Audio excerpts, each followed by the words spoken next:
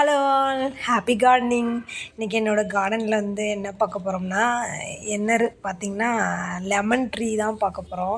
ஆக்சுவலாக வந்து நாங்கள் வந்து இந்த வீட்டுக்கு வர்றதுக்கு முன்னாடியே இந்த லெமன் ட்ரீயை வந்து ஃபஸ்ட்டாக கொண்டு வந்து வச்சுருந்தேன்.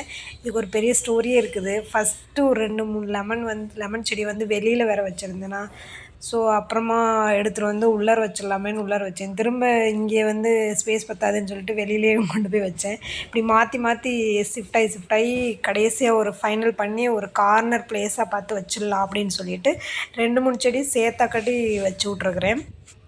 அது அந்த பக்கம்லாம் கிராஸ் பண்ணும்போது இந்த லீஃப் எடுத்து நான் பிச்சு பார்த்து ஸ்மெல் பண்ணி பார்த்துட்டே இருப்பேன். அவ்வளோ ஸ்மெல்லு வரும். இங்கே இன்னொன்று என்னென்னு பார்த்தீங்கன்னா, இப்போ அந்த லெமன் வந்து சூப்பராக வந்து வளர்ந்துட்டு வர்றாங்க. ஸோ அதனால் ரொம்ப ஹாப்பி ஆகிடுச்சு. இன்னொன்று வந்து பார்த்திங்கன்னா, அந்த லெமன் பக்கத்துலேயே வந்து நான் வந்து ஒன்று பிரம்ம முகூர்த்த பூன்னு சொல்லுவாங்கள்ல, அந்த செடி வந்து வச்சுருக்குறேன் பாருங்கள். இது பாருங்கள் எவ்வளோ நீளமாக போயிட்டுருக்குன்னு. உண்மையிலே இங்கே செம்ம ஒரு இயற்கையோட ஒரு படைப்புனாவே உண்மையிலே ஒரு அதிசயம்தான் சொல்லணும். இது பாருங்கள் எப்படி க்ரோ ஆகிட்டு போகிறாங்கன்னு பாருங்களேன். ஒரே ஒரு ஸ்டெம் வழியாக தான் போயிட்டுருக்குறாங்க. ஸ்டெம்மு மாதிரி தான் போயிட்டுருக்குறாங்க.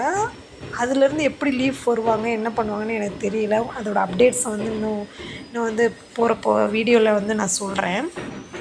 இந்த லெமன் செடி பார்த்திங்கன்னா, ஃபஸ்ட்டு வந்து நான் வச்சப்போ என்ன ஆகிடுச்சுன்னா, ஃபுல்லு பூச்சி கடிச்சிட்டாங்க. ஸோ வரவே வராது, அவ்வளோதான் இவங்க கதை அப்படின்ற மாதிரி தான் இருந்துச்சு. இன்னுமே வந்து அந்த பூச்சி கடிச்ச லீஃப்லாம் அதுலேயே தான் இருக்கிறாங்க பாருங்கள். சரி வரமாட்டாங்கன்னு நினச்சேன்.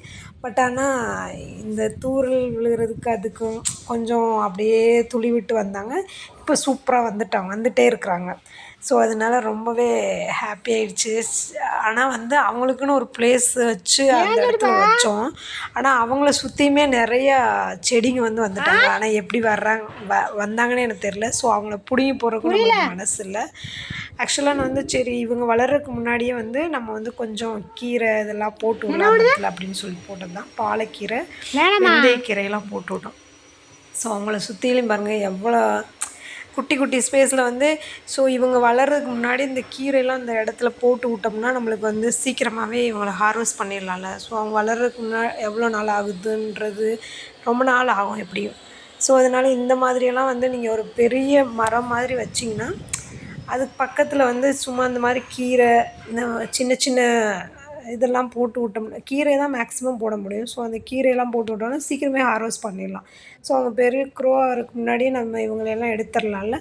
இந்த மாதிரி ஒரு டிப்ஸும் ஃபாலோ பண்ணிக்கோங்க, உங்களுக்கும் யூஸ் ஆகும். பாருங்கள் வெந்தயக்கீரை, பாலக்கீரைலாம் அந்த இடத்துல தான் இருக்குது.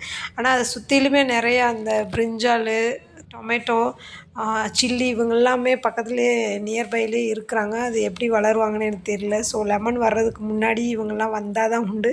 இல்லைன்னா எப்படியும் அவங்கள வந்து இவங்க டாமினேட் பண்ணிடுவாங்க. ஸோ அவங்களால வளர முடியாது. நம்மளுக்கு நம்ம என்ன இது மெயினாக வச்சோன்னா, இந்த கார்னர் ப்ளேஸ் ஃபுல்லாக லெமன் வச்சிட்டோன்னா சூப்பராக அவங்க வந்து தனியாக வந்து க்ரோ ஆகிட்டு போயிட்டுருப்பாங்க அப்படின்றதுக்காக வச்சது தான்.